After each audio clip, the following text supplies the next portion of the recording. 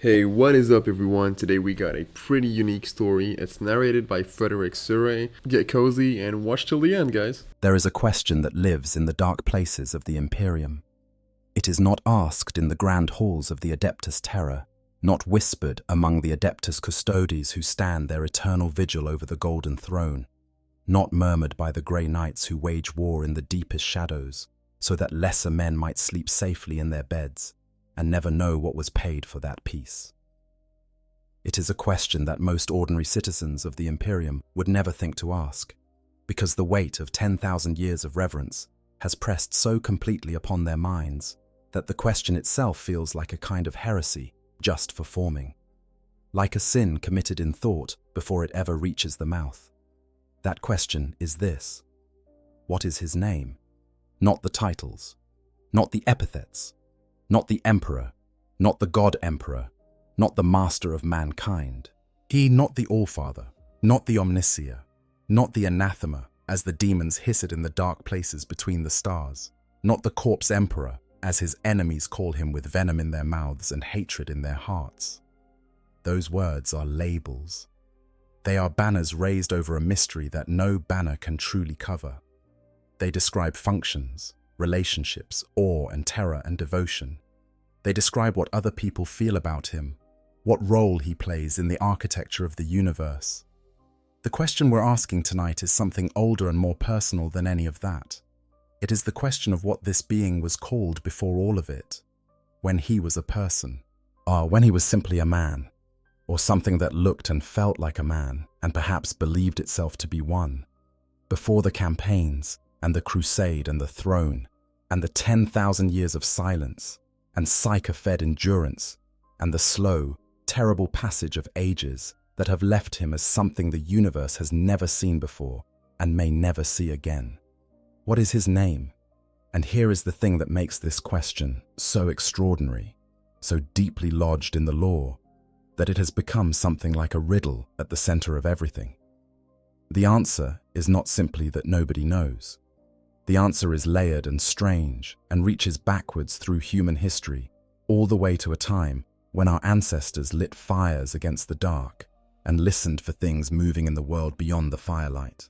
But the answer touches on the nature of the warp itself, on the metaphysics of identity and power in a universe where thought and belief are the raw material from which gods are literally built.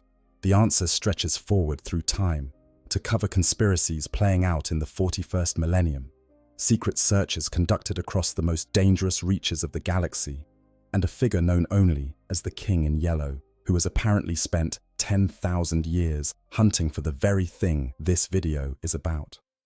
This is one of those topics that rewards patience. It rewards letting the ideas breathe and settle and find their proper weight before moving to the next one. So come with me tonight, and let's do this properly. Let's take it slowly, the way the Imperium itself moves, heavily, deliberately, and weighted with the awareness that everything matters and nothing comes without cost. Let's talk about the name that nobody speaks and why the silence around it might be the most important sound in the entire 40,000 universe.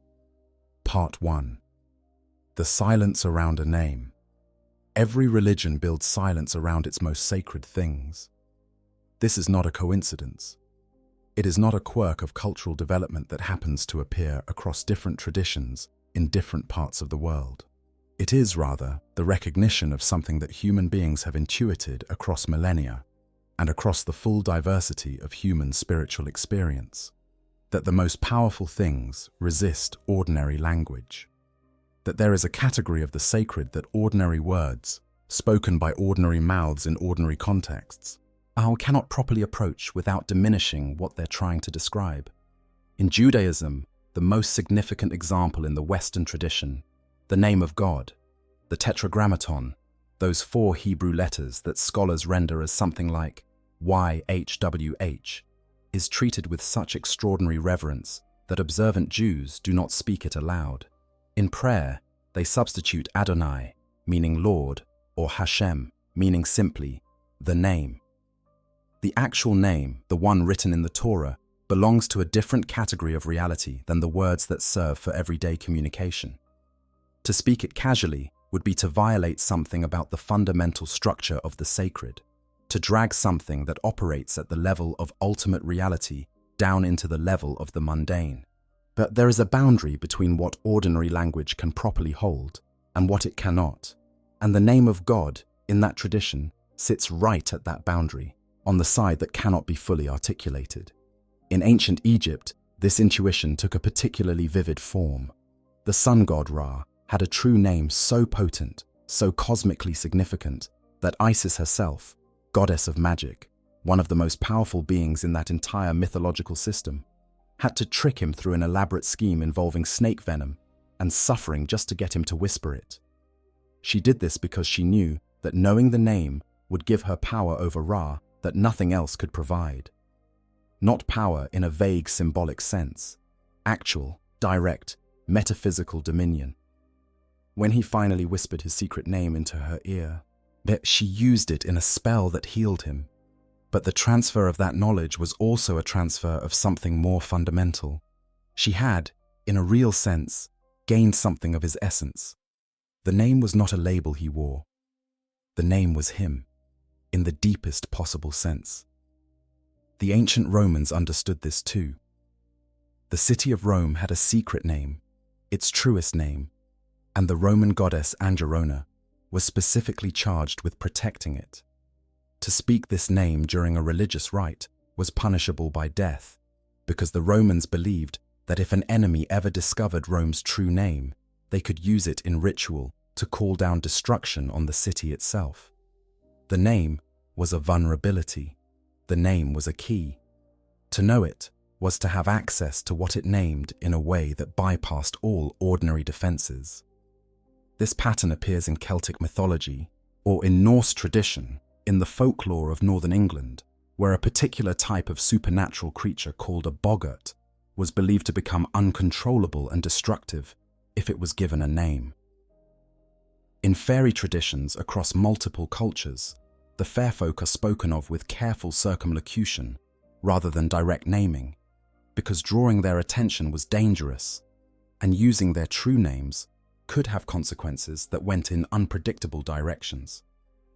In the deeper traditions of ceremonial magic, the knowledge of a spirit's true name was the foundation of the magician's ability to command it. The idea in all of these traditions is the same, expressed differently by different cultures with different metaphysical frameworks, but pointing toward the same thing. A name is not just a sound. A name is not just a label you attach to something for convenience so that you can refer to it in conversation. A name, in the fullest sense, is a cord that connects language to reality. When you speak a true name, not a nickname, not a title, not a pseudonym, but the actual name that corresponds to the deepest nature of a thing, you are reaching through the medium of language and touching the thing itself. And if the thing you're touching is a power, a god, a being of cosmic significance, that touch has consequences. The Warhammer 40,000 universe didn't invent this idea. What it did was something far more interesting. It took this ancient cross-cultural intuition and ran it through the logic of its own magnificent, terrible cosmology until it became something uniquely disturbing. Because in the 40,000 universe, this intuition is not a metaphor or a myth or a spiritual framework that may or may not reflect reality. In the 40,000 universe, it is literally, physically, verifiably, demonstrably true. The warp exists. It is real. It is the parallel dimension that underlies and interpenetrates all physical reality, the dimension from which psychic power is drawn and through which starships travel, the dimension in which emotion and thought and belief have a kind of substance that the material world does not possess. The chaos gods exist. They are not beliefs or concepts or symbolic representations of human vice. They are actual beings, enormous, self-sustaining patterns of psychic energy that have emerged from the accumulated emotional output of living minds across the galaxy and across time, becoming aware and purposeful and hungry. And in a universe like that, names are not metaphors for power. Names are power, literally, physically, Metaphysically, a name in that universe is a load-bearing structure in the architecture of existence itself, because existence in that universe is partly built from meaning, and meaning is expressed through language, and language that corresponds precisely to a thing's nature can reach that thing's nature directly. This is confirmed explicitly in the lore.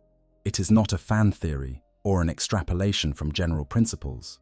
The Lexicanum, the canonical encyclopedia of Warhammer 40,000 lore, states clearly that every demon has a true name, and that this name, spoken to the demon, can be used to bind it and weaken it and, in the right circumstances, destroy it permanently. The Grey Knights chapter, and humanity's most dedicated demon hunters, devote significant resources to discovering and cataloguing these names precisely because they are weapons of extraordinary effectiveness. Now here is the Emperor of mankind, this being who has sat upon the golden throne for over 10,000 years, his ruined body kept alive by the daily sacrifice of 1,000 souls, his mind a burning lighthouse in the psychic sea that guides 1,000,000 ships through the darkness between the stars, his presence in the warp, something that the chaos gods themselves call the anathema, something that represents the opposite of everything they are, and the greatest threat to their existence in all the long history of the galaxy. That being has a true name. The lore confirms this explicitly. The Emperor of mankind has a true name. And that name holds great power for whoever wields it. It exists, it is real, and virtually nobody knows what it is. Not the High Lords of Terror, not the Adeptus Custodes, not even, by his own explicit statement, Malcador the Sigillite, the Emperor's most trusted ally, the second most powerful psyker in human history, the man who literally sat in the Emperor's place on the Golden Throne and nearly died doing it. The question of why nobody speaks it is the question at the heart of tonight's video, and the answer, as I promised, is much more interesting than a simple statement of ignorance or secrecy. The answer requires understanding how this being came to exist, what he is in the most fundamental sense, how names function in the warp's metaphysical system, what dangers the name carries and who is currently searching for it, and why the deliberate absence of this knowledge might be one of the most carefully constructed facts in the entire 40K universe. Part 2. The Ancient Roots, the Shaman Conclave, and the birth of something new. The story of the Emperor's origin is one of those pieces of 40K lore that deserves to be approached with a certain quietness. Sit with it. Let it become real. Because it is simultaneously one of the most beautiful and one of the most melancholy things in the entire lore, and rushing through it to get to the more spectacular stuff later would be doing it a disservice. At some point in the genuinely prehistoric past, we're talking about a time that predates not just the Imperium, but writing, cities, agriculture in any organized form. The earliest civilizations that we have any archaeological record of, humanity had shamans. Whilst these were the first human psychers, the first human beings whose minds had developed enough psychic sensitivity to interact directly with the warp. In those early days, that interaction was gentle and collaborative rather than dangerous. The warp was a different kind of place then.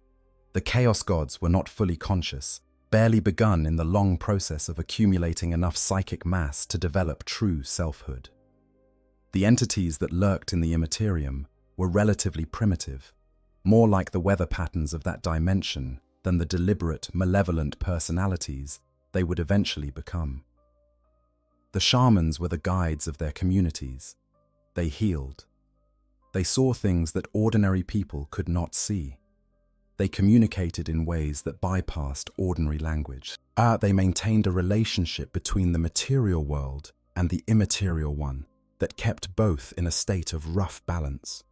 When a shaman died, their soul moved into the warp, gathered power and experience and wisdom in that strange other place, and eventually reincarnated into a new human body, bringing everything they had learned with them. They were, in a real sense, the memory of early humanity. They were the continuity. They were the thread connecting generations in ways that ordinary people who died and were gone and took their experience with them could not be. This arrangement worked for a very long time. For thousands and thousands of years, the shamans quietly did what they did, guiding and healing and maintaining the balance, living multiple lives and accumulating the kind of deep knowledge about human nature and the nature of the warp that only comes from lifetimes, multiple lifetimes, of patient observation and careful practice. But then, humanity changed. Not suddenly, not in any single dramatic moment, but gradually, across centuries and millennia, as populations grew and trade routes extended and the first organized societies began to emerge, something shifted in the quality of human collective life. The cities brought with them a different kind of human experience, the complexity of organized civilization, with its hierarchies and its competitions and its organized religions and its wars and its commerce, and the whole richly complicated texture of human beings living in dense proximity, generated different emotions in greater quantities, yet with greater intensity. The warp began to reflect this change. The vast psychic sea that mirrored human emotional life started to churn with energies that had no precedent in the gentler time before. The chaos gods were growing. The dark currents that would eventually crystallize into Khorne and Tzeentch and Nurgle and Slanesh were deepening and strengthening on the fuel of everything that human civilization generated. The rage and the ambition and the decay and the desire, amplified by the sheer scale of the new human world in ways that the old shamanic relationship had never had to cope with. And the shamans began to find that things had changed for them too. The gentle, cooperative relationship between their souls and the warp was curdling. When they died, instead of moving safely through the Imperium toward reincarnation, as their souls were increasingly being caught and consumed by the things that were growing in the deep places of that dimension. The entities of the warp were getting stronger and more deliberate, and they were hungry, and the souls of the shamans, these experienced, powerful, accumulated psychic presences, were exactly the kind of food they wanted. It was a slow catastrophe, not a sudden disaster, but a gradual erosion. One shaman at a time, generation by generation, the custodians of humanity's deepest knowledge were being consumed rather than renewed. And the shamans who remained could see where this was going. They could see, with the same clear-eyed perception that had made them what they were, that the path they had been walking was closing behind them, that the arrangement which had sustained them for so long was no longer viable. What they did in response is, depending on how you look at it, either the most heroic thing any group of beings has ever done in the 40,000 universe, or a demonstration of just how desperate they were, or both. Every shaman of ancient humanity, every single one, from every people and every tradition and every corner of the world, gathered together. The debate they held lasted centuries, which gives you some sense of both the scale of the decision they were making and the nature of what they were. These were people who could carry the thread of a centuries-long argument across multiple reincarnations, who could return to the same table in a different body and remember where the conversation had been left. They were, in that sense, something more like a single distributed consciousness that happened to inhabit multiple sequential human bodies than they were a collection of separate individuals. And after centuries of deliberation, they arrived at a decision. They would not scatter and hope. They would not wait for the warp to grow more hospitable again, because they could see that it would not. They would not find some technical solution to the problem of their souls being consumed, because there was no such solution available to them. Instead, they would do something unprecedented. They would gather every bit of power and wisdom and psychic potential that thousands of them had accumulated across thousands of years of multiple lifetimes. They would concentrate it all into one concentrated point.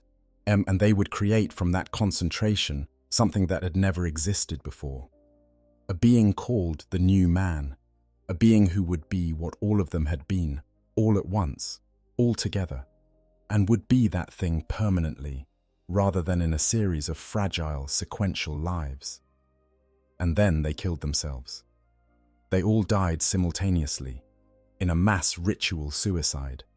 And as each one died, their soul moved into the warp, And instead of being scattered and vulnerable and easy prey for the things that were waiting to consume them, they arrived all at once in an overwhelming flood that the hungry entities of the Imperium could not process.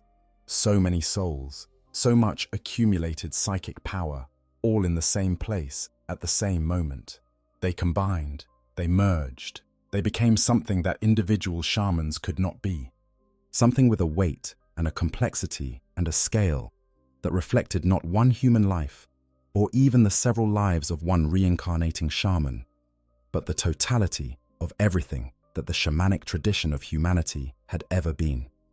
And about a year later, that soul found a human body to be born into.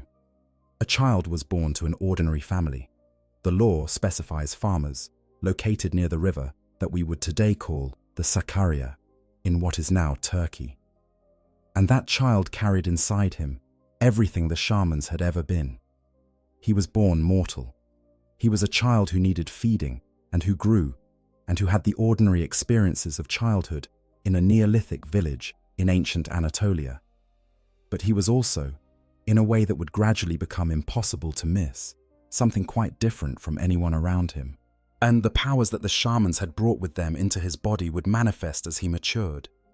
The memories of thousands of past lives would come back to him, slowly at first, and then with increasing force, adding the weight of centuries of accumulated experience to a mind that was still learning how to be human. There is a specific fragment in the lore about his adolescence that is both vivid and quietly heartbreaking. His father was murdered by his uncle, and the emperor, still, at that point, simply a remarkable child in an unremarkable village, responded to this in the way that a being of his nature would respond. The uncle died. How exactly the law leaves appropriately unclear, but the consequence of this violence, the first violence in a life that would come to involve more violence than most beings in history, was that the young emperor left his village. He walked away from the place where he had been born, from the family and the hearth and the only community he had ever known, and headed toward what the law suggests was the first city of humanity, early Sumeria, possibly, or something equivalent to it, in those deep, pre-literate centuries. He had a birth name. Somebody gave it to him. His mother spoke it across the fire when she called him home. His father knew it before his father died. His siblings, if he had them, used it. There was a specific, human, utterly ordinary name that belonged to this child before he became anything other than a child. And that name is gone. Not obscured, not encrypted, not locked away in a vault somewhere accessible to the right people with the right clearance. Gone. As thoroughly gone as if it had never existed, because the language it was spoken in died thousands of years before. Recorded history and the people who knew it died with it, and the village itself left no trace. This is worth sitting with for a moment, because it is the first, and in some ways the most fundamental answer to the question we're asking tonight. The emperor's birth name is not withheld. It is not hidden. It simply does not exist in any accessible form anywhere in the universe. The ordinary, human, personal name of the person who would eventually become the master of mankind was lost to the passage of time long before the Imperium was born, long before the Horus heresy, long before anything that we would recognize as history. It belongs to a world so old that calling it ancient hardly seems adequate. And even before this origin, even at the very moment of his creation, the question of his name was already strange. Because what was he born as? What name would you give to a being assembled from the souls of thousands? He was not any single shaman. He was all of them together, in some synthesis that exceeded the sum of its parts. The name given by his Anatolian parents was the name of whoever they understood their child to be, a name appropriate to a normal human child in a normal human family. But the thing behind that name, the consciousness that was slowly awakening in that growing body, was something for which no name in any human language had ever existed, because nothing like it had ever existed before. At Part 3, 10,000 years in shadows. The Emperor. Before the throne, between the child in the Anatolian village and the golden figure who emerged from the shadows of history during the Unification Wars to announce himself as the Emperor of mankind, there stretches an almost unimaginable span of time. Approximately 10,000 years of living among humanity without ever being fully of it. Think about what that means, practically and personally. 10,000 years. During those 10,000 years, the Roman Empire would rise and fall several times over if placed within them. The entirety of Egyptian civilization, from its earliest dynastic period to Cleopatra, fits within 10,000 years with room to spare. The gap between us and the earliest human cave paintings is roughly 30,000 years. Or the gap between us and the emperor's birth is roughly 12,000. He was alive while the cave paintings were being made.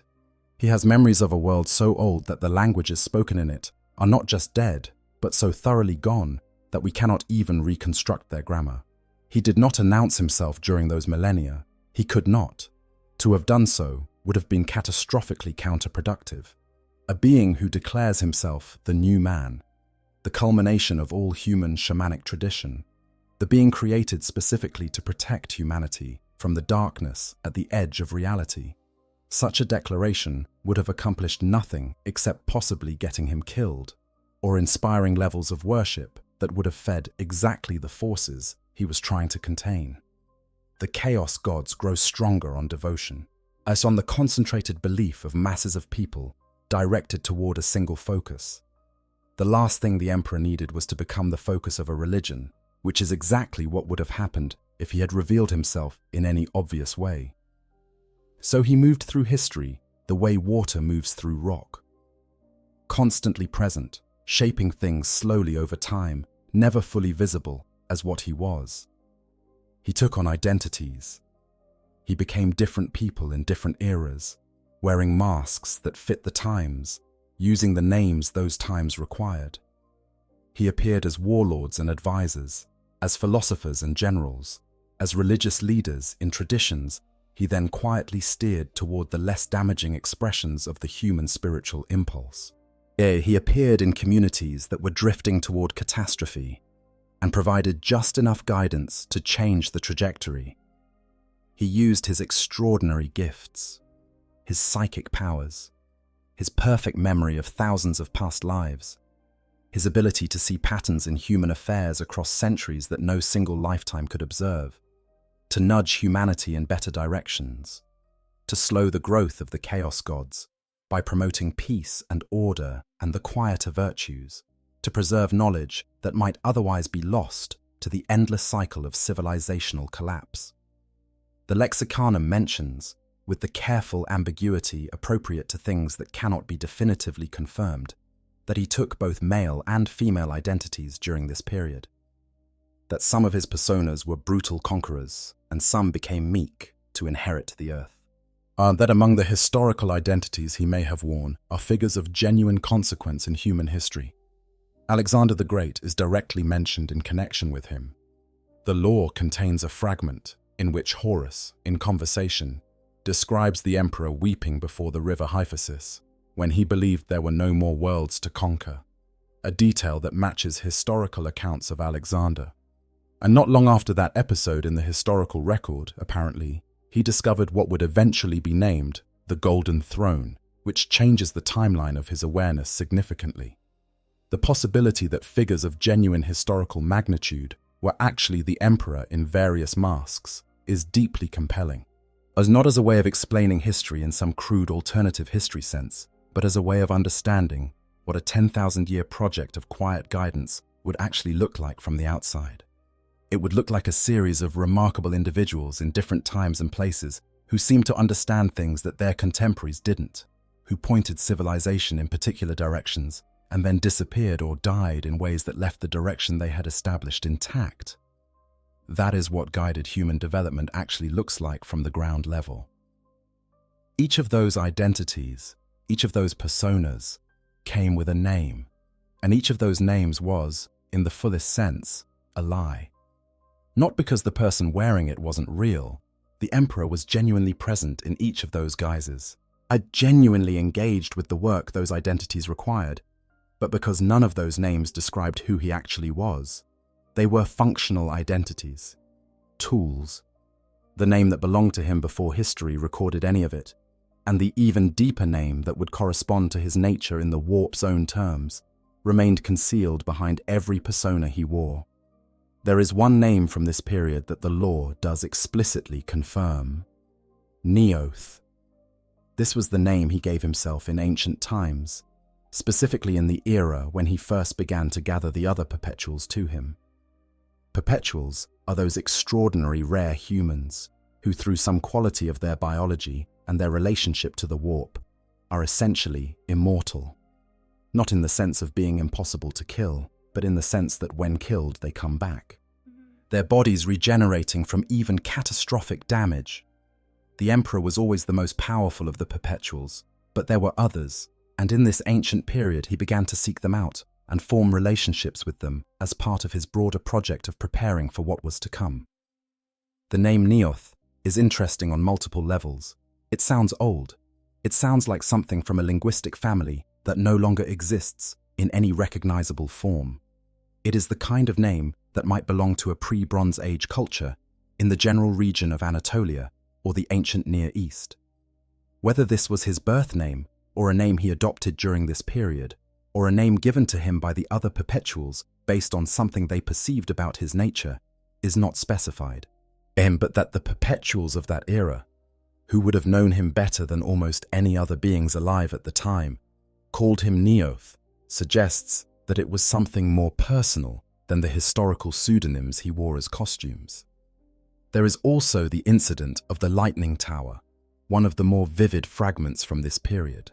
Somewhere in ancient East Phoenicia, there was a fortress built by an organization the lore calls the Cognitai, an ancient order of 20 extraordinary intellects who had codified something called Enuncia, the primordial language of creation, and planned to use it to rule both humanity and chaos. The tower itself was drenched in Enuncia, practically bleeding corruption. The Emperor and a perpetual, who would later be known as Alanius Person, besieged it, captured it, and stood before the knowledge it contained. Their disagreement about what to do with that knowledge tells us something essential about the Emperor's character.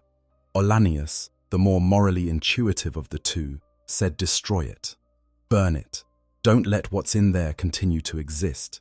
The Emperor said study it, understand it, use it as a weapon against the enemies it represents. His instinct was always to absorb and redirect dangerous things, rather than simply eliminate them, because he was always thinking about the longer game, always calculating what would be useful in the vast conflict he could see coming. Olanius's response to this was to stab his king with a dagger and use a word of Enuncia to destroy the tower and escape, and the Emperor apparently let him go. By the time Neoth disappears back into the shadows of history, and we have the outline of a character who would be entirely recognizable in his later form. The patience, the strategic absorption of difficult things, the willingness to keep his true nature hidden, the capacity to maintain relationships across vast spans of time, the absolute focus on the long game. The person who would emerge thousands of years later as the Emperor of mankind was already present in the warlord who called himself Neoth in the deep past of ancient Earth. And then he went away again, back into the shadows, back into the long, patient work of guiding and watching, wearing other names in other places, waiting for the moment when the time was right to step fully into history. Part 4. The name Neoth and what it hides. The name Neoth sits in the 40K lore like a single candle in a very large, very dark room. It illuminates something but leaves most of the space still in shadow, and the contrast between the small area of light and the vast surrounding dark makes you more aware of both than you would be if the room were either fully lit or fully dark. What does Neoth tell us? It tells us that the Emperor had, at some point in his early history, a name that he used among people who were in on the secret of what he was. The other perpetuals of that era, the small circle of immortal humans who shared something of his nature, even if not his scale, knew him as Neoth. This was not a historical pseudonym, not a mask worn for a particular era. It was the name used in intimacy, among the closest thing to peers that this being ever had. Among people who understood, at least partially, what he was and what he was trying to do. Yet the fact that Erda, the woman who would eventually become the other genetic parent of the Primarchs, the person with whom the Emperor had one of the most significant and complicated relationships in all of early Imperial history, knew him as Neoth tells us something about the period in which this name was used.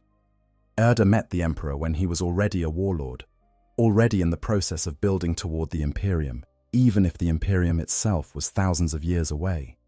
She became one of his followers, and eventually his partner in the creation of the Primarchs, and she knew him as Neoth. That the relationship between the Emperor and Erda eventually became damaged, she reportedly scattered the Primarchs herself into the warp as a way of denying the Emperor the tools he was creating, suggests that even the name Neoth, given in a context of relative intimacy and trust, couldn't fully contain the reality of what this being was and what he required of the people around him. His scale, his absolute commitment to a goal that extended beyond any individual relationship, his willingness to create beings like the Primarchs and use them as instruments in a plan that the beings themselves were not fully informed about.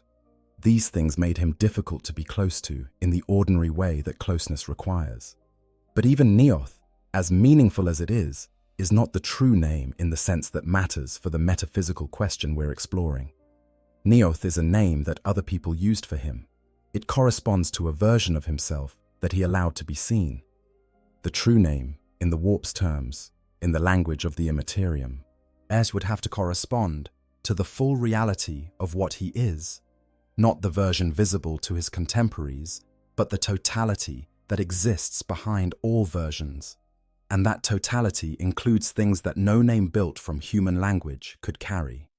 It includes every shaman who contributed their soul to his creation, each of them with their own depth of experience and knowledge and connection to the warp.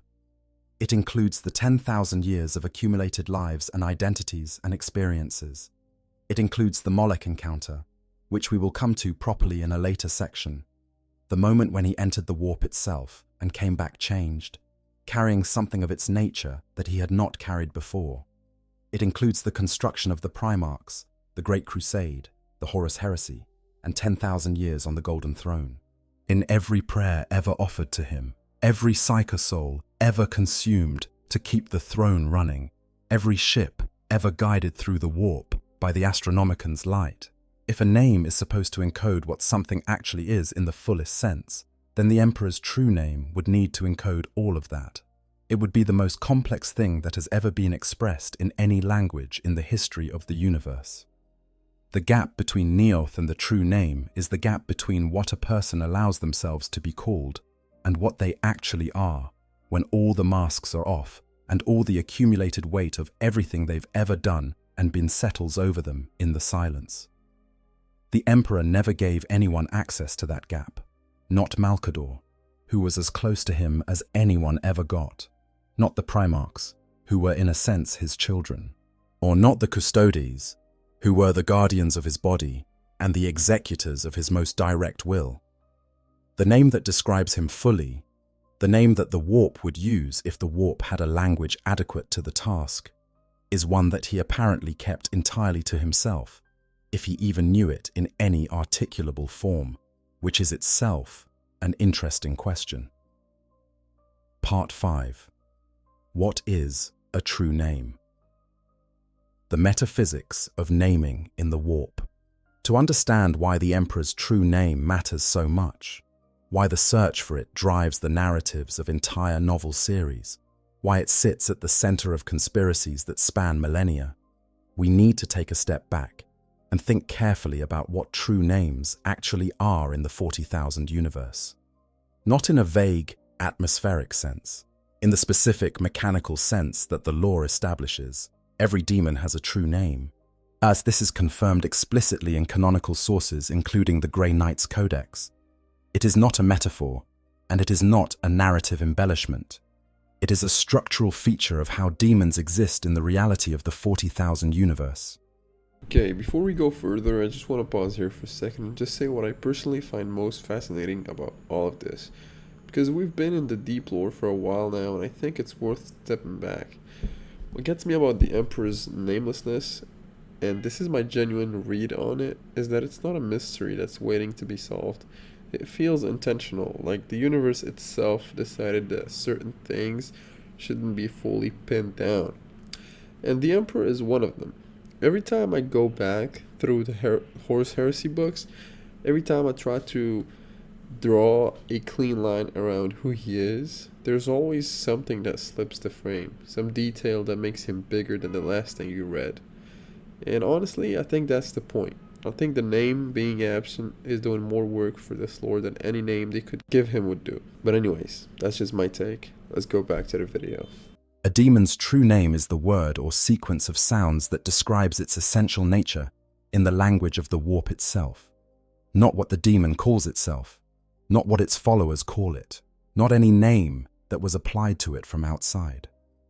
The name that corresponds to what it actually is at the most fundamental level, in the terms that the Imperium uses to organize its contents.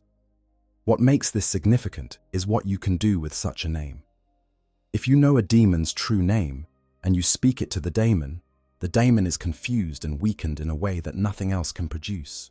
The name in this context is a kind of metaphysical key, because the name corresponds so precisely to what the demon is, and because that correspondence exists in the language of the warp, rather than in any mortal language. Speaking it creates a kind of interference in the demon's identity, a moment of confusion about which master it belongs to, since the name binds it to the speaker rather than to whatever chaos god it serves. That confusion disorients and weakens the demon, making it possible to banish or destroy it by means that would otherwise fail. The Lexicanum records specific, confirmed instances of this in practice. The greater demon, Gargatuloth, confronted with its true name by the Justicar Alaric and imperial forces on Vulcanus Ultor, was bound and ultimately destroyed by this means. Of the demon prince Makar, once a mortal named Malok Cartho, a dark apostle of the word-bearers, was significantly weakened when the space marine Uriel Ventris identified him aloud by his mortal name during the invasion of Ultramar. This worked because for demons who were once mortal, the mortal name sometimes retains its power as their true name, even after their ascension, because it still corresponds to the core identity that the demonic transformation was built on top of. The Grey Knights, those supreme hunters who operate in the deepest shadows of the Imperium's power structure, work ceaselessly to discover and catalogue these names precisely because of this. It is one of their most potent weapons, perhaps the most potent of all, and the effort they put into gathering this knowledge tells you exactly how seriously the Imperium takes the metaphysics of naming. Now consider the Primarchs. The Lexicanum notes that they too are implied to have true names, specifically the names that the Emperor gave them when he created them, before they were scattered into the warp by the intervention of the Chaos Gods. These were not the names they acquired later on their respective homeworlds, not Horus, or Lorgar, or Magnus, or any of the famous names we know them by. Those are their human names, given by the people who raised them. The true names are what the Emperor gave them at the moment of their creation, presumably encoding into each of those names something fundamental about what he had made and what he intended for it. Yet the power of those true names was apparently significant enough that during the Horus Heresy, a word-bearer's apostle attempted to use a Primarch's true name against him in battle, specifically attempting to use Fulgrim's name to control him, though this particular attempt apparently failed because the apostle betrayed his own purpose. And in another fragment, Mortarion offers to tell the Khan their father's true name during their confrontation on Prospero, suggesting it would surprise him. The implication being that knowing the Emperor's true name would reveal something unexpected about his nature, something that would change how even his own sons understood him. All of this is the context in which the Emperor's own true name exists. He is a being who understood the power of names deeply enough to use them as weapons against his own creations, understood it deeply enough to create Primarchs with names that encoded their purpose, understood it deeply enough to have sought out Enuncia, that primordial language of creation, and studied it with the same focused intensity he brought to everything else. He knew what names were in the metaphysical sense. He understood the mechanics of how they functioned in a universe where the warp is real, and he apparently took extraordinary care to ensure that his own true name was never accessible to anyone. This could be interpreted as simply prudent self-protection in a universe where your name gives your enemies power over you. But I think it goes deeper than that. The Emperor's relationship with his own name is not just about vulnerability. It is about the fundamental tension at the center of his entire existence. The tension between being a person and being a symbol, between having a specific individual identity and embodying something universal.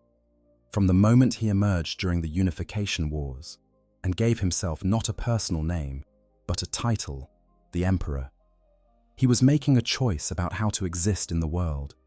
He was choosing to be a function rather than a person, to be what he did rather than who he was. And every year of the 10,000 years since has deepened that choice into something that might now be irreversible. The personal name, the thing that would anchor him to a specific individual identity, it has been so thoroughly buried under 10 millennia of purpose and symbol and sacrifice that its existence has become almost theoretical. Almost, but not quite.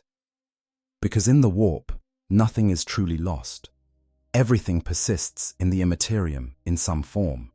And the name that describes what the Emperor actually is, the name that the warp would use if you asked it to identify this specific configuration of psychic energy in the most precise possible terms, that name is very much real and very much out there, in the only places where such things can be found. Part 6. The Anathema.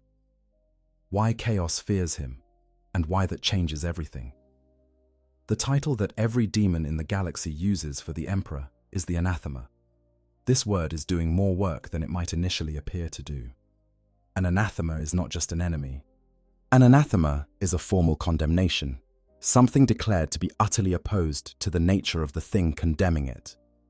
When the Chaos Gods and their servants call the Emperor the anathema, they are not simply saying he is their opponent. They are saying that he is, in the most fundamental possible sense, the opposite of what they are. The Chaos Gods are made of emotion. This is not a simplification for narrative convenience. They are literally, structurally made of emotion, assembled from the accumulated psychic output of living minds across the galaxy, across time, across the full history of sentient experience in this universe. Horn is the substance of rage and martial dominance, and the thirst for blood, distilled into a cosmic force of incomprehensible magnitude. Nurgle is decay and entropy and the slow unwinding of all things, paired with the paradoxical comfort that can be found in accepting those inevitabilities. Tzinch is change and schemes, and the desire to know everything and control everything, the infinite proliferation of plots within plots.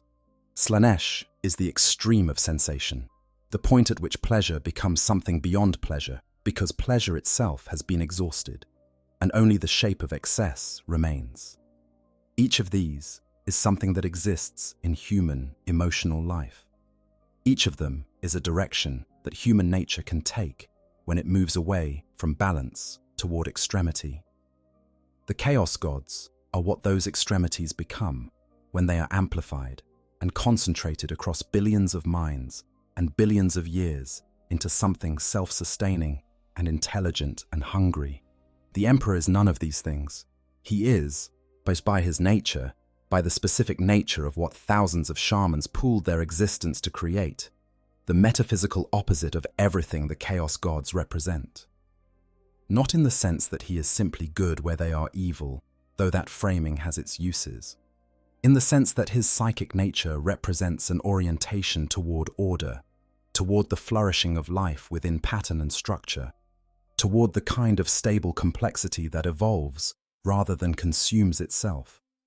He is the universe maintaining itself against entropy rather than dissolving into it. He is the accumulation of human wisdom rather than the amplification of human excess. The Chaos Gods recognized him even before they were fully conscious. In the early days of the Emperor's existence, but when the ruinous powers were still more like weather systems in the warp than fully realized beings, they could sense the new man moving through history. They could sense the presence of something that was oriented in exactly the opposite direction from everything they were accumulating power to become.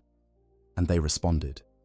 Before they had the capacity for deliberate strategy, their response was instinctive, the same way any organism responds to something inimical to its nature.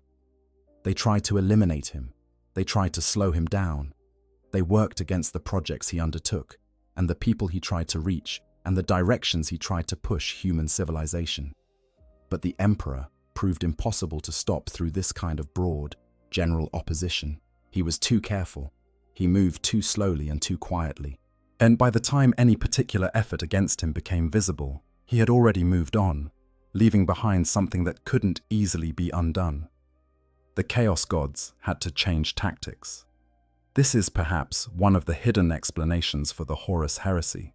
Not the whole explanation. The full complexity of what led to the heresy involves dozens of factors and cannot be reduced to any single cause, but one significant thread. The Chaos Gods, having failed to stop the Emperor through subtlety and obstruction, tried to destroy him through the most potent weapon available, his own most trusted and capable son, corrupted to serve the opposite of everything his father intended. The heresy didn't destroy the Emperor. What it did was leave him in his current state, neither fully alive nor fully dead, his body ruined and his consciousness sustained by the machinery of the Golden Throne and the daily sacrifice of souls. And from the perspective of the Chaos Gods, this outcome is deeply complicated, because the Emperor enthroned is in some ways more dangerous to them than the Emperor active, not less. Here is why. In the warp, the Emperor's presence burns with a quality that is genuinely inimical to demonic existence. Demons feel it as something like pain. The anathema is not just a title of opposition. It is a description of what happens when demonic entities get too close to the Emperor's psychic presence. They are harmed, weakened, potentially destroyed, not by any active attack, but simply by the proximity to something that is, at the most fundamental level, incompatible with what they are. As in after 10,000 years on the Golden Throne, sustained and amplified by the machinery and by the constant feeding of psychic sacrifice, the Emperor's presence in the warp has been growing rather than diminishing. The prayers of billions of Imperial citizens rise from billions of worlds and enter the warp.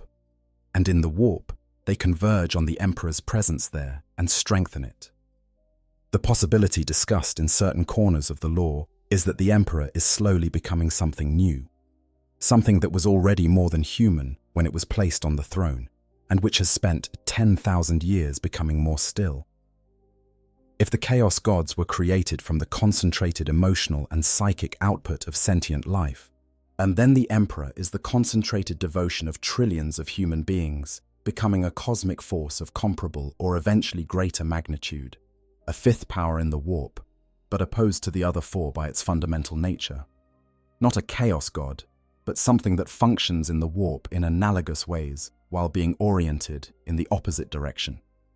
If this is what is happening, and the lore leaves it deliberately open rather than confirming it definitively, because this is 40K and definitiveness is the enemy of good storytelling, then the Emperor's true name is also changing. It is growing. Every prayer adds to what he is, and what he is what his name must describe. The name that existed 10,000 years ago, when he was placed on the throne, is different from the name that exists today. And the name that will exist when the transformation reaches whatever conclusion the future holds will be something different again. This is part of why the silence around his name is not just protective. It is appropriate. The name is not a fixed thing. It is an ongoing event. Trying to pin it down with language would be like trying to take a photograph of a river and present it as an accurate description of the river. True, in the moment of capture, but already inadequate a second later. Part 7.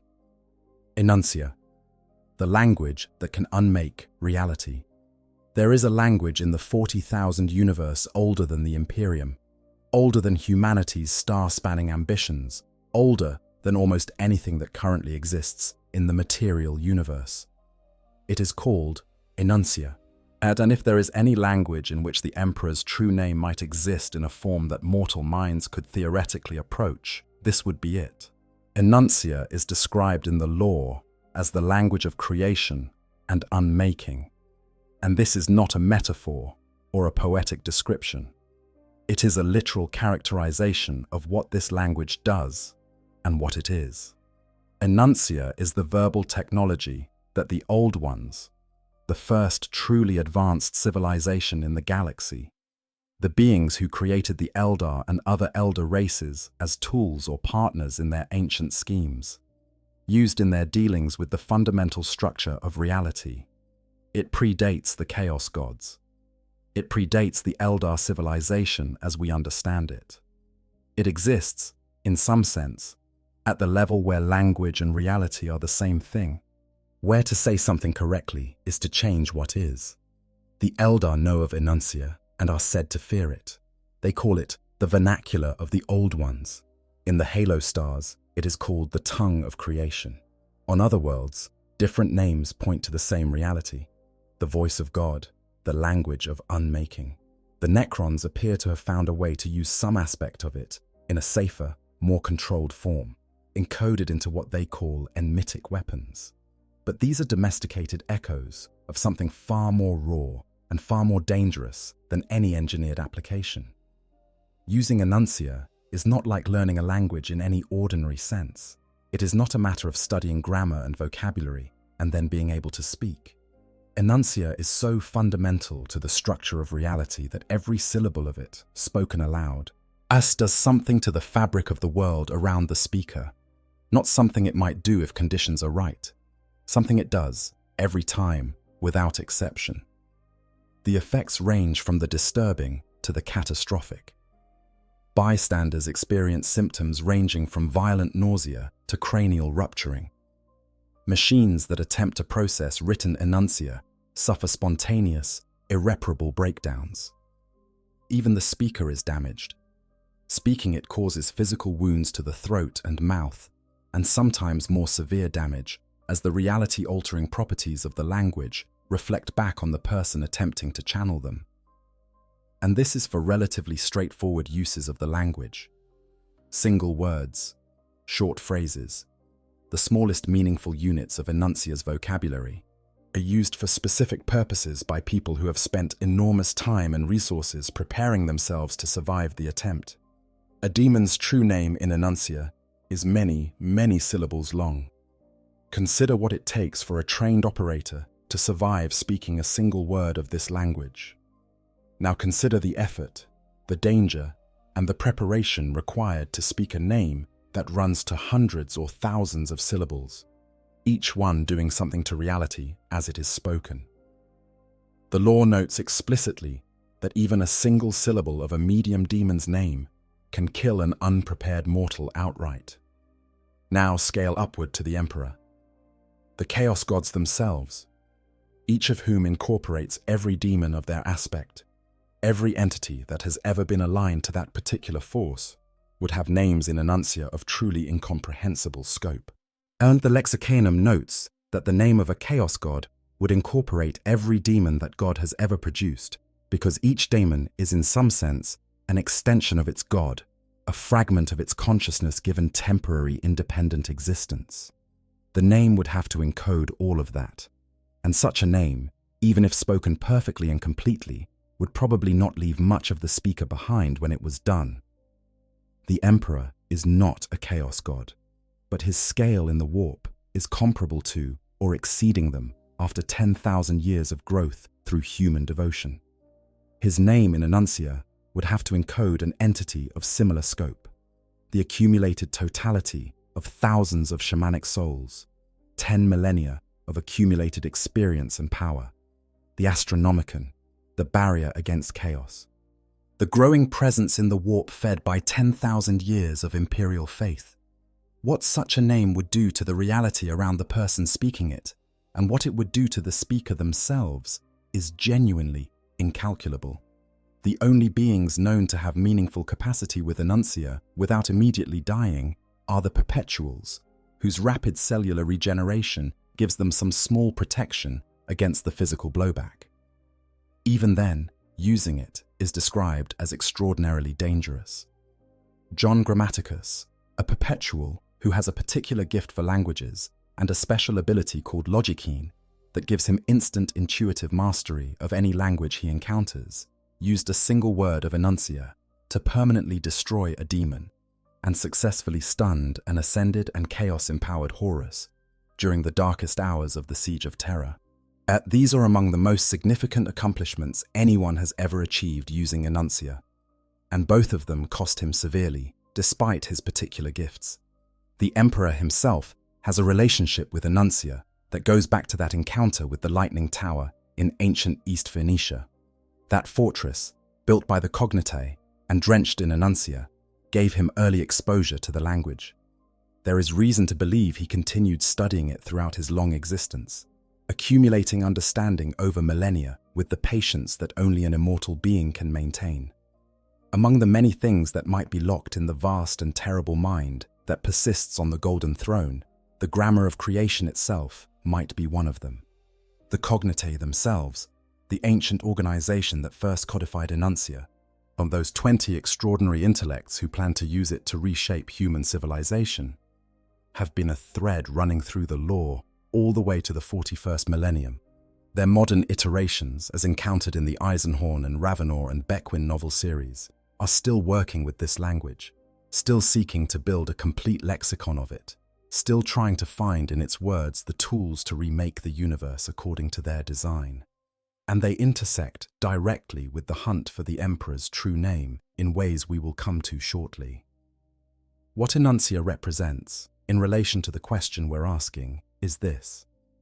If the Emperor's true name exists in any form that a mortal mind could theoretically hold, or a mortal throat could theoretically produce, it would be an enuncia. Not in Gothic, not in any human language, not in any psychic impression that a psyker could receive and transmit.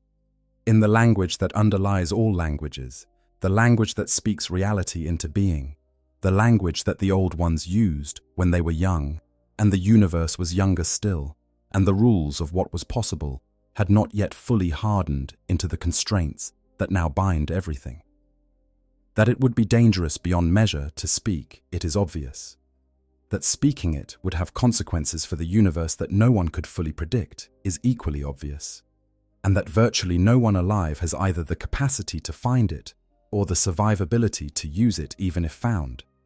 That is also obvious. But the fact that it theoretically exists, in that form, in that language, is significant.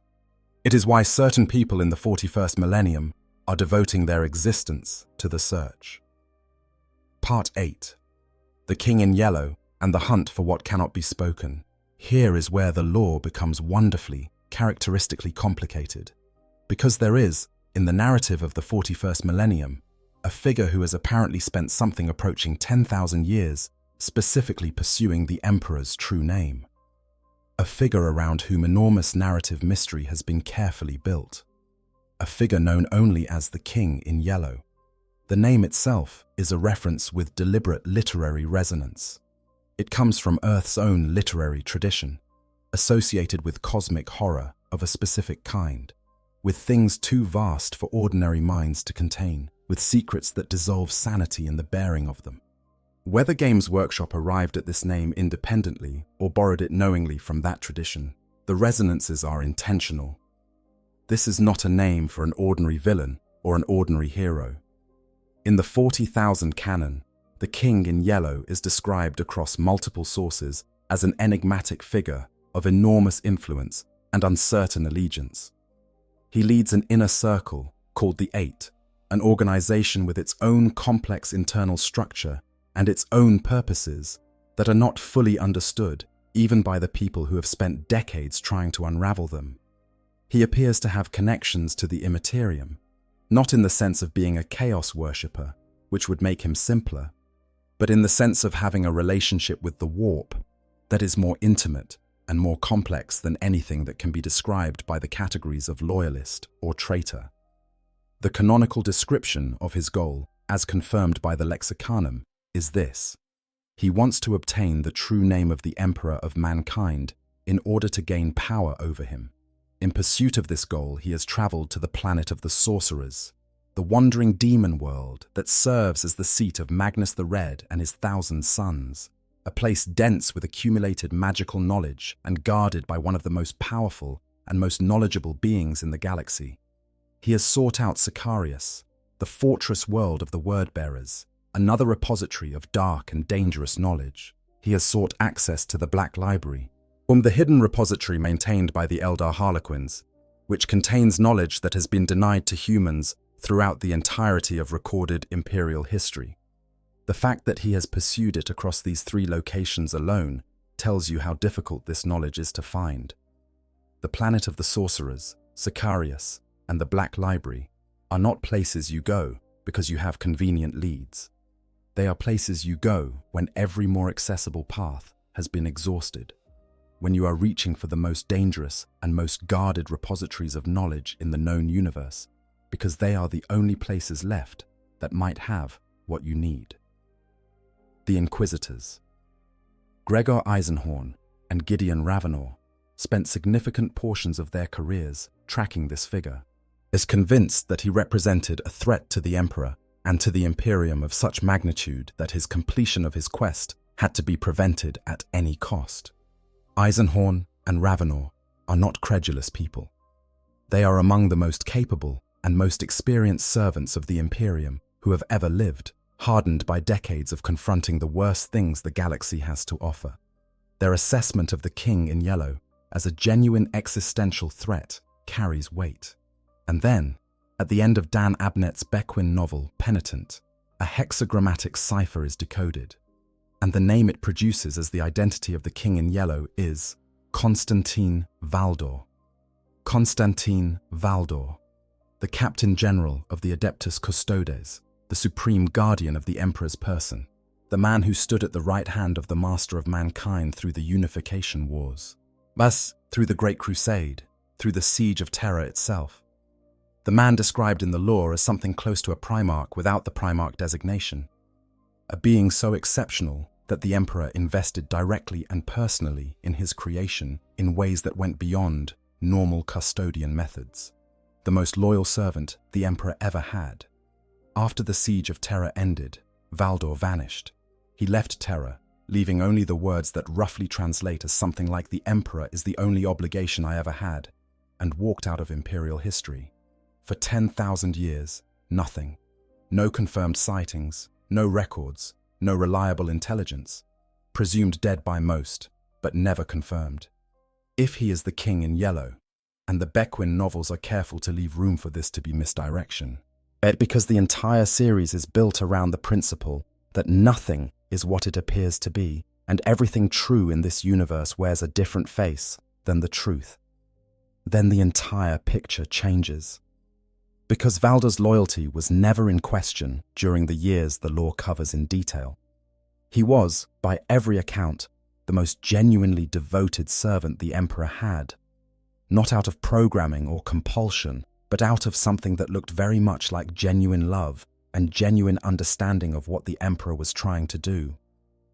A man of that loyalty, given 10,000 years and the full resources of whatever capabilities he possesses, pursuing the Emperor's true name, would not be doing it to gain control over the Emperor in any hostile sense.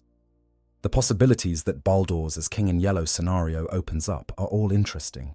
What he might be trying to find the name as a means of healing the Emperor, some mechanism by which knowledge of the true name in Enuncia could be used to strengthen the presence on the Golden Throne, to accelerate the transformation that seems to be underway, to give the Emperor some resource in the warp that he currently lacks. He might be pursuing it as a contingency for the Terminus Decree, the Emperor's own instruction to the Grey Knights that if he ever returns corrupted, they should destroy him. Knowing his name in the deepest possible sense would be the most complete weapon conceivable for that purpose, reaching past any corruption to the original core of what he was. Or, and this is a possibility that the lore hints at in ways that are easy to miss, the Emperor might have sent him before Valdor left Terra, and he had the weapon called the Apollonian Spear, a tool made by the Emperor himself that allowed the wielder to understand the beings it killed. Valdor used it to kill thousands of demons. What that weapon did to his mind over decades of use, what kind of knowledge it built into him about the nature of the warp and the things that live within it, that is not something the lore fully specifies. But it is the kind of knowledge that might make certain subsequent tasks seem both necessary and possible. If the Emperor foresaw from the Golden Throne that his true name would eventually need to be found, used, or protected by a specific person at a specific moment, and the Emperor's precognitive abilities are among the most extraordinary things about him, at his ability to see possible futures across spans of centuries being confirmed repeatedly in the lore, then sending his most loyal and most capable servant on a 10,000-year mission to accomplish that task would be entirely consistent with his methods. Secretive, patient, playing the longest possible game, trusting in the person being sent to maintain their purpose across a span of time that would break almost anyone else. The Chaos forces that have been attempting to stop the King in Yellow, the Alpha Legion, the Word-Bearers, the Thousand Sons, the Night Lords, the Emperor's Children, the Iron Warriors, all active against him, which is quite a coalition to raise against a single target, would make more sense if he were doing something genuinely important and genuinely effective, rather than if he were simply pursuing a power grab that the forces of chaos would actually benefit from. 5 Eldar craft worlds have also allied to locate and destroy him, which is the kind of mobilization the Eldar reserve for genuine existential threats. They have long-range perspective on these things that humans lack, and their assessment of the danger this figure represents is significant intelligence in its own right. Whether his goal is control, healing, contingency, or some mission set by the Emperor himself, and the answer might be all of these things in different proportions. The King in Yellow's existence confirms something that the lore states directly. The Emperor's true name is findable.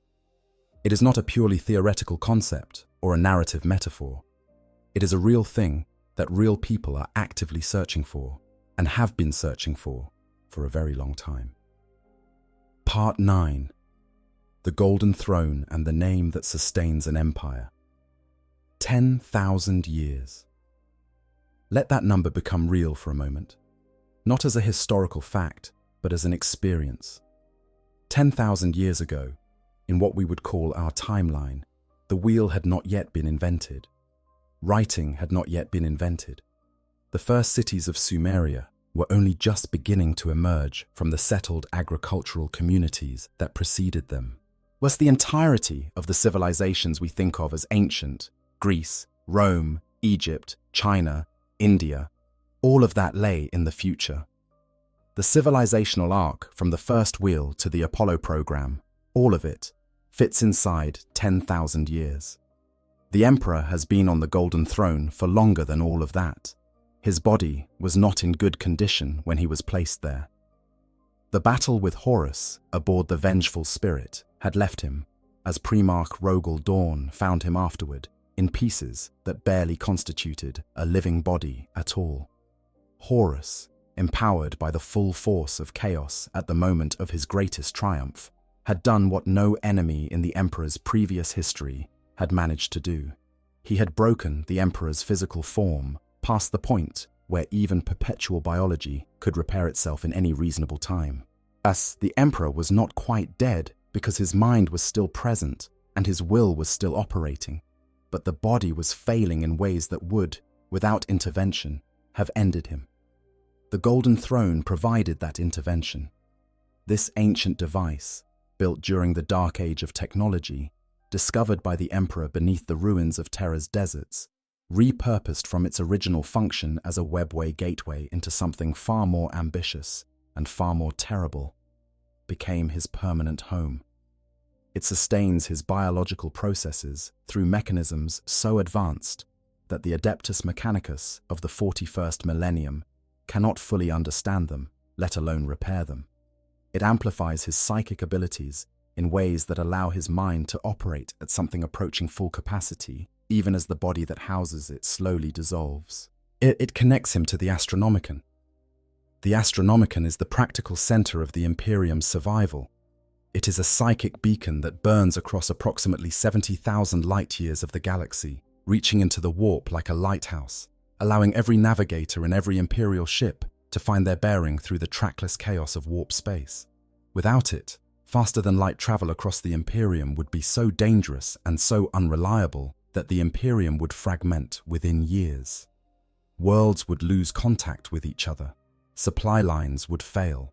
Armies could not be moved. The administrative and military apparatus that keeps the Imperium functioning as a single entity, however barely, would dissolve. The Astronomicon is powered by psychers, 10,000 of them, and maintained in a choir in the chamber of the Astronomicon beneath the Himalaysian mountains on Terra, giving their lives slowly and completely in service of the beacon. They burn out. Up to 100 die on a single day when the demands on the beacon are particularly high. New ones are brought in to replace them. The black ships that travel the galaxy, gathering psychic individuals, harvest some portion of them specifically for this purpose, feeding an endless cycle of death that has continued without meaningful interruption for 10,000 years. And it is the Emperor who makes all of this possible, not the psychers. Their sacrifice provides the raw energy. The Emperor provides the direction, the control, the intelligence that focuses all of that raw psychic power into a coherent signal that navigators can read and use. Without his mind behind it, the beacon could not reach beyond a small fraction of the galaxy. Without the sustained effort of a consciousness capable of operating at that scale, the whole apparatus collapses. This is his existence on the Golden Throne, half dead and wholly necessary, burning with the effort of sustaining the light that keeps humanity's civilization coherent, consuming thousands of lives every day just to maintain the capacity to do so, unable to act or speak or intervene in any normal way, but unable to stop, because to stop would be to let the darkness that presses in from all sides finally close over everything he has spent his entire, impossibly long existence trying to protect. The name question enters here in a way that is quietly significant, because the Astronomicon is not just a navigation beacon. In the warp, it is the Emperor's presence. It is his psychic nature made manifest as something that extends across the galaxy, his identity broadcast at cosmic scale in the only language that the warp can truly read. Every navigator who uses it to find their bearing in the void is using the Emperor's name in the most fundamental sense. They are using what he is as a reference point. The prayers that rise from Imperial worlds, the faith of billions and billions of human beings, directed toward the Golden Throne, these enter the warp as psychic energy and converge on the Emperor's presence there. And what they do to that presence over time is something that scholars debate but cannot fully determine. They might be feeding a transformation. They might be strengthening what the Astronomicon is. They might be changing the nature of the name that the warp would use for this being, adding new resonances and new weight to something that was already of enormous complexity. This means that the Emperor's true name, in the deep metaphysical sense, is not a static thing waiting to be discovered. It is an ongoing process, a becoming rather than a being. And anyone who claimed to have found it in its complete and final form would be claiming something that is, almost certainly, not fully true. The name grows. The transformation continues. Whatever the King in Yellow has spent 10,000 years searching for might be, by now, something rather different from what it was when the search began. Part 10. Competing theories. What his true name might mean or be. The lore doesn't give us the Emperor's true name, but the accumulated detail of what it does tell us creates a negative space with interesting contours. We can look at the shape of what's missing and think about what kind of thing could fill it. The historical identity theory is the most accessible starting point. It holds that the Emperor has, at some point during his 10,000 years of active participation in human history, been a specific famous person, and that their name might carry some resonance with his true name. Alexander the Great is the most commonly cited candidate, partly because the lore explicitly places the emperor in this role at some point, and partly because the historical Alexander had a scope of ambition and a driving intelligence that resembles what the lore suggests about the emperor's character during his most active periods. Guess Gilgamesh has also been proposed, given the geographic overlap between the earliest urban civilizations in Mesopotamia and the emperor's confirmed Anatolian origin. Various other great historical figures have been nominated by different branches of fan theory. The problem with this theory, as a theory about the true name, is that it conflates the surface of identity with the depth of it. Even if the emperor genuinely was Alexander the Great for a period, wore that identity, conducted that campaign, stood and wept at the hyphasis as the records say. The name Alexander is Greek. It means something specific in Greek. It describes a social role within a specific cultural context. It has no relationship to the accumulated reality of what this being actually is in the warp's terms. Alexander is a mask. The question we're asking is what lies beneath all the masks? And beneath all the masks is something that no Greek name could possibly describe. The shaman composite theory is more interesting and more structurally consistent with the origin story. This holds that the emperor's true name would have to incorporate, in some way, the identities of all the shamans who created him.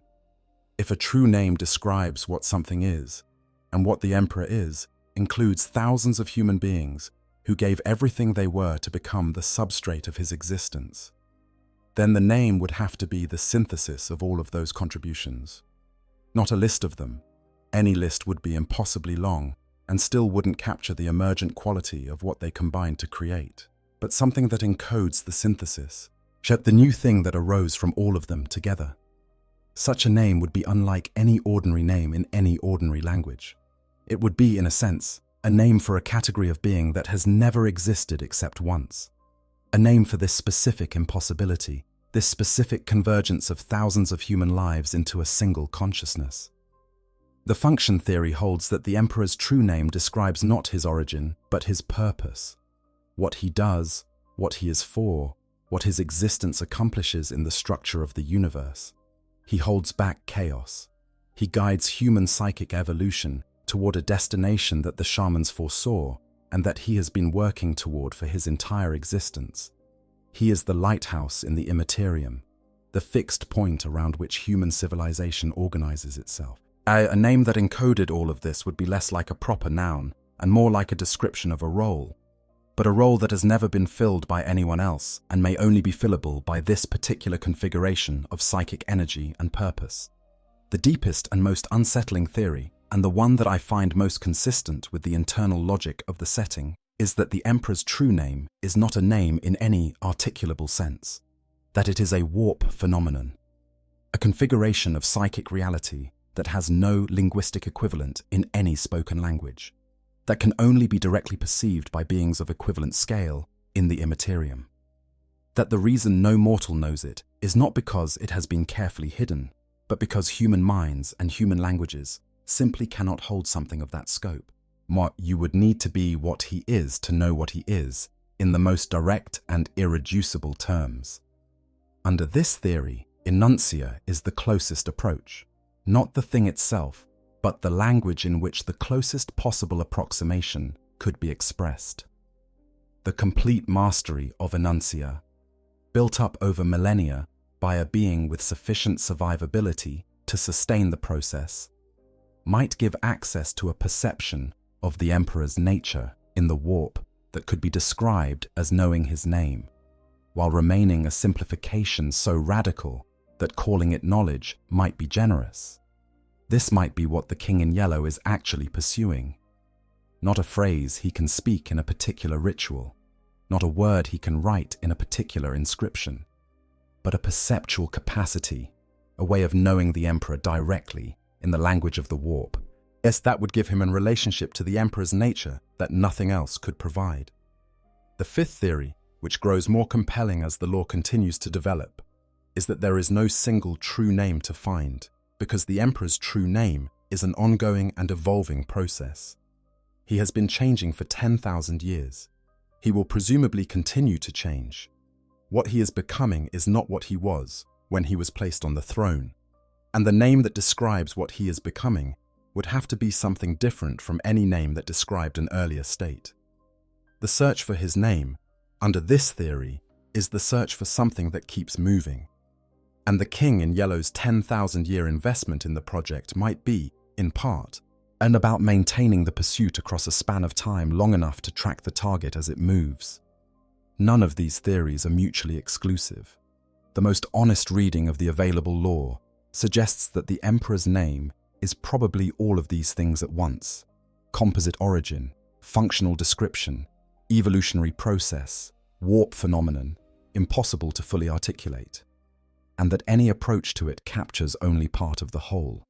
What all of these theories agree on is this: such a name exists, it has power, and the silence around it is maintained, deliberately, carefully, by forces ranging from the Emperor's own apparent choice to the simple impossibility of language approaching something at that scale. Because the moment it stops being silent is the moment something very large and very consequential happens. What exactly? Nobody knows. But the fact that the Chaos Gods, who have been trying to unmake the Emperor since before he was anyone in particular, have not spoken it, tells you all you need to know about the magnitude of the danger it represents and the scale of the difficulty in approaching it. Part 11. The narrative genius of the unnamed. God. There is a dimension to this question that exists outside the 40,000 universe itself, in the real world, where people make decisions about storytelling. And spending some time here is worthwhile, because the choice to keep the Emperor's name unknown is not a gap in the lore. It is the lore making a sophisticated and deliberate choice. And understanding why that choice works helps you understand what kind of story the 40K universe is trying to tell. Yet the Emperor is the load-bearing pillar of everything in this setting. Every faction exists in relationship to him. The Imperium is organized around his continued existence on the throne. The Chaos Gods define themselves partly in opposition to him. The Eldar, with their long perspective on these things, see him as the most significant development in human history and fear what his transformation might mean for a galaxy that is already precarious. The Xenos races who oppose humanity measure themselves against what he represents. The loyal Space Marine chapters fight in his name. The Chaos Space Marines fight against everything he once stood for, or in some cases against what was done in his name, rather than what he intended. Every thread in this vast narrative passes through him, an entity of that centrality, that gravity, in that weight at the center of a mythology, benefits from being fundamentally unknowable in a very specific way. The moment you give him a fixed personal name, you cut him down from divine scale to human scale. You make him someone whose origins can be fully traced, whose essential nature can be contained in a proper noun, whose mystery has been solved. And once a mystery at the center of a mythology is solved, the mythology loses something it can never get back. It becomes history instead of myth. Interesting, perhaps, but no longer numinous. Compare the Emperor to the Primarchs, who are also extraordinary and fascinating characters in this universe. The Primarchs have names. They have detailed origins, psychological profiles, defining relationships, documented histories that can be traced and analyzed. They are mythic, are absolutely Sanguinius and his angelic death, Magnus and his terrible choice, Horus and his fall. But they are also, in a fundamental sense, comprehensible. You can read all the Horus Heresy novels and come to feel that you understand what drove each of them to the choices they made. They are large and magnificent and tragic, but they are people. They are knowable. The Emperor functions differently. He is present in the same books, speaking to the same characters, acting in many of the same events. But he always remains at a slight remove, always slightly outside the full reach of any perspective being used to observe him. Every character who interacts with him sees something slightly different. The Adeptus Mechanicus see the Omnissiah, the physical avatar of their machine god. The Custodes see their king, a uniquely beloved above all other creations. The Primarchs see a father who is somehow both intimately present and cosmically distant at the same moment. The ordinary citizens of the Imperium see a god. The Chaos Gods see their great enemy. The Eldar see something they don't have a category for. This is not inconsistency in the writing. It is the lore telling you something accurate about what this being is. He is all of these things simultaneously because he is not fixed in the way that ordinary beings are fixed. He does not have a specific, stable, personal identity that looks the same from every angle.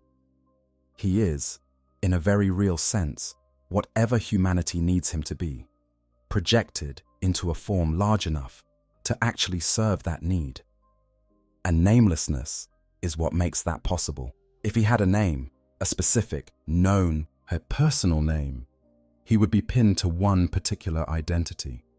He would have an origin story that defined him in the way that origin stories define characters. He would be, in a cultural sense, like every other figure in the pantheon, including the Chaos Gods, who have names and mythologies and defined characteristics. The Emperor's namelessness is what keeps him different in kind, not just in magnitude, from anything else in this universe. Games Workshop has also, through this choice, created something that functions extraordinarily well as an ongoing community practice. The question of the Emperor's name has been discussed by fans for decades. Every new lore fragment that might touch on it generates enormous energy. When the Horus Heresy series began, and we started getting detailed glimpses of the Emperor as an active character, rather than a distant historical presence, the community analysis was extraordinary, because every revelation added layers without solving the central mystery, which meant every revelation was a conversation opener rather than a conversation closer. Keeping the name unknown is how you maintain that. You give enough information that the question becomes richer and more specific over time, but you never give the answer that would make the question stop being a question. This is the difference between a mystery that rewards ongoing investigation and a mystery that just needs solving. The Emperor's name is the former, and Games Workshop has been careful to keep it that way. There is one more dimension worth noting. The 40,000 universe is, among other things, a meditation on the nature of faith and the costs of institutions built around beliefs that cannot be fully grounded in rational observation. The Emperor himself, according to the early lore of the Great Crusade, wanted to eliminate religion, not because he was hostile to spirituality in any abstract sense, but because he understood that organized religion was one of the primary mechanisms by which the Chaos Gods fed on human psychic energy. The imperial truth was supposed to be a rational foundation for civilization that would starve the Chaos Gods of the emotion fuel they required. And what happened instead is one of the central ironies of the setting. The Emperor, who did not want to be worshipped, became the most worshipped being in human history. The religion built around him became the largest and most powerful institution in the Imperium, capable of raising crusades and launching inquisitions and moving billions of people through the force of their devotion to a god who specifically, explicitly, personally rejected the designation. And the faith of those billions of worshippers enters the warp and changes what the Emperor is there, possibly feeding the very transformation into a warp entity of cosmic power that he might have wanted to avoid. His namelessness is part of this irony, the god without a name, the divine figure at the center of the largest religion in the history of humanity, whose personal name is not known even to the highest functionaries of that religion. Every prayer that begins, "O Lord" or "God," "Emperor" or "Master of Mankind" is addressed to a title, a function, as a symbol, but never to a person. Because the person, if there was ever a person in that simple and ordinary sense, is gone. What remains is something that has grown so large that the ordinary human vocabulary of identity and personhood can't really contain it anymore. Part 12. Conclusion. the weight of a name never spoken.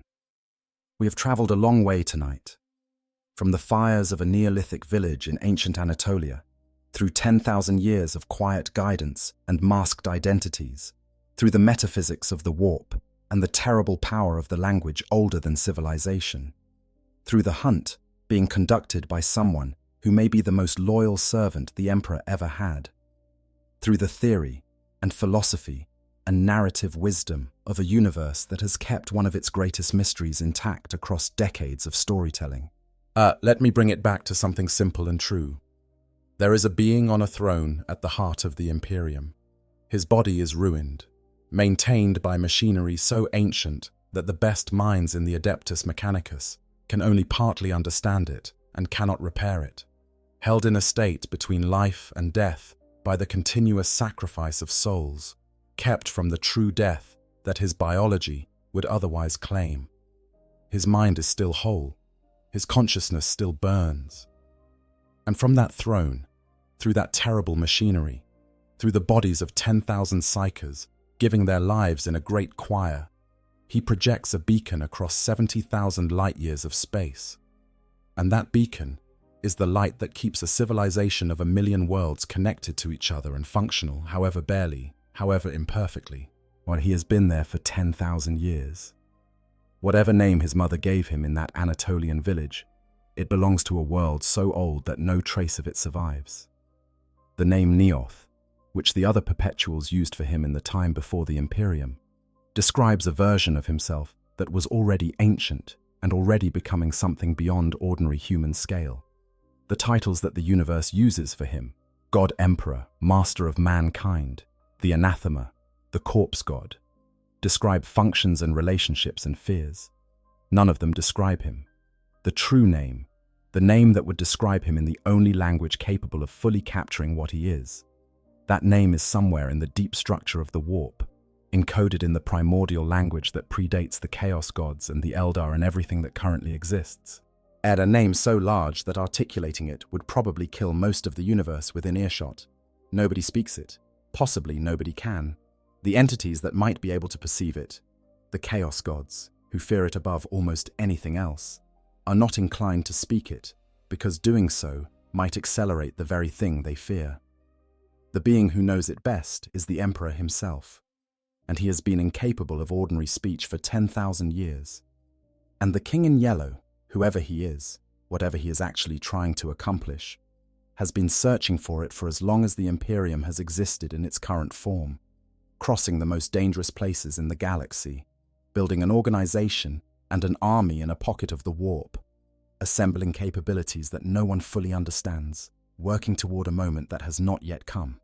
What makes this so compelling is not the mystery itself, though the mystery is magnificent. What makes it compelling is what the mystery reveals about the nature of the thing it surrounds. A name that nobody can speak. A being too large for language. An identity built from thousands of identities, lived across millennia, compressed into a consciousness that burns in the dark and refuses to stop burning, not because anyone is keeping it going, but because it cannot stop. Cannot stop, will not stop, has never stopped since a child walked away from a village in ancient Anatolia and began the long work of becoming everything that was needed of him. That's who the Emperor is, not the god on the throne, though he is that. Not the tyrant of 1,000,000 worlds, though he is that too. Or not the warlord, or the scientist, or the architect of humanity's destiny, though he has been all of those things. He is, at the bottom of everything, a name that cannot be spoken. A person who became something too large to be a person. A mystery that rewards sitting with, that gets richer the longer you hold it, and quieter and more patient, and more willing to let the silence be what it is. The Emperor protects, they say, on 1,000,000 worlds, and in the silence where his name should be, something enormous and patient and burning continues to do exactly that.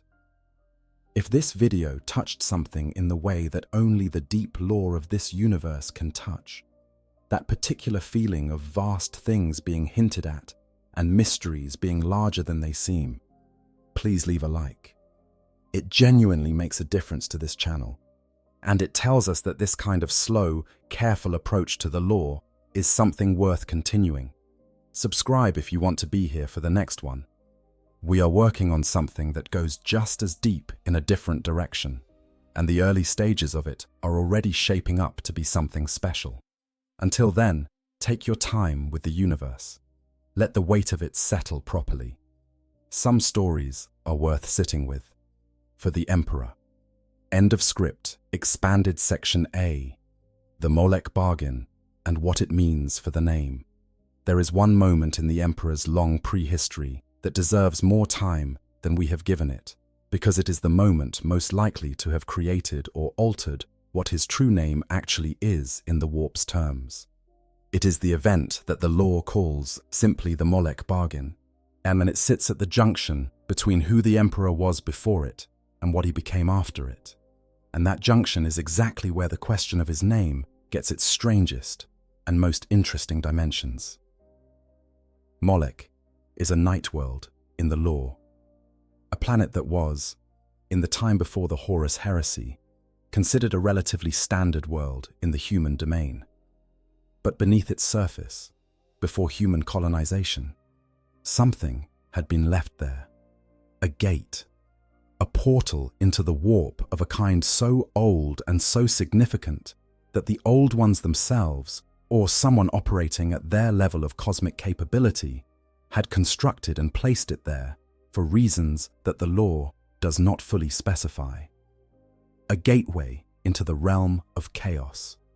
Not the dangerous shallow zone that psychers brush against when they draw on their powers, but the deep warp, in the places where the chaos gods dwell and where the fundamental principles of the Imperium are most raw and most visible. The Emperor travelled to Molech with several of the perpetuals, including the woman Olivia Sureka, who would spend the subsequent millennia guarding the gate as the Emperor had charged her to do. And then the Emperor went through the gate, alone, into the deep warp, into the realm where the nascent chaos gods were already taking shape, where the fundamental architecture of psychic reality was organized in ways that no mortal being had any business approaching. What happened on the other side of that gate is described in the lore with characteristic, deliberate incompleteness. What we know is that the Emperor entered the warp, and that he made some kind of bargain with the entities he encountered there. But he came out carrying new knowledge and new capability, specifically the knowledge of how to infuse warp energy into living flesh in ways that would eventually produce the Primarchs, the technique of using the raw power of the Imperium as a genetic substrate to create beings of superhuman capability. He came out with something that he had not gone in with. What he gave in return is the source of endless speculation. The most common interpretation is that he promised the nascent chaos gods that he would spread their influence among humanity, that he would open human civilization to the warp in ways that would allow the ruinous powers to grow fat on human psychic energy. And then, once out of the warp and back in the material world, he reneged on the deal. He did the exact opposite of what he had promised, and he spent the subsequent millennia actively working to reduce human exposure to the warp, to keep the chaos gods from being fed the kind of devotion that would accelerate their growth, to build toward an Imperium premised on rational, non-devotional relationships between humanity and the universe, which is, in the estimation of many fans and scholars of the lore, the origin of the chaos gods' particular, focused, relentless hatred for him. They are not simply his enemies in the way that powers opposed to order are always enemies of something like the Emperor. They are his creditors. He made a deal with them and violated the terms. The anathema is the title they use for him, but there is a specific edge to that title that comes from the violation of a bargain made at a moment when both parties had something the other needed, and the Emperor walked away with his side of the deal without paying for it. Now here is the name dimension of this event. When the Emperor entered the warp through the Molech Gate and made this bargain, something passed between him and the entities of the Imperium. Not just knowledge, something more fundamental than that. A recognition a mutual acknowledgement of what each party was and what was being exchanged. In the warp, this kind of recognition has the quality of naming. The Chaos Gods looked at the Emperor and knew what he was. He looked at them and knew what they were. Each saw the other clearly in the only terms that the warp makes available for such clear sight. If the Emperor's true name in the warp sense did not exist before Molech, if he was, up to that point, a powerful psychic presence, but not yet something that the Imperium had fully categorized and encoded in its own terms, then the Molech encounter might be the moment the name was created. The moment the deep warp looked at this being, recognized what he was in relation to what it was, and produced the metaphysical label that has been there ever since. The title the Anathema might be the closest the Chaos Gods can come to speaking it in terms accessible to lesser beings, but behind that title is the full warp language version, and the Molech bargain might be where it was first articulated. If this is true, then the Emperor's true name is not something that predates his relationship with Chaos. It is something that exists specifically because of that relationship, a label that the Imperium generated at the moment of their recognition of each other, a name that encodes not just what he is, but what he is in relation to them, the specific quality of opposition and resistance and incompatibility that defines the relationship between the anathema and the ruinous powers. That would make the name even more dangerous than it might otherwise be, because speaking it would not just address him. It would invoke the relationship. It would reach into that deep warp context and pull it toward the speaker. And the Chaos Gods, who have been on the other side of that relationship for longer than humanity has had writing, would feel the pull and respond to it. Knowing his name in Enuncia might be, effectively, I hope you guys enjoyed the story. Make sure to hit the subscribe, like, share button, whatever you want. Give me some feedback if there's any. And yeah, sleep well.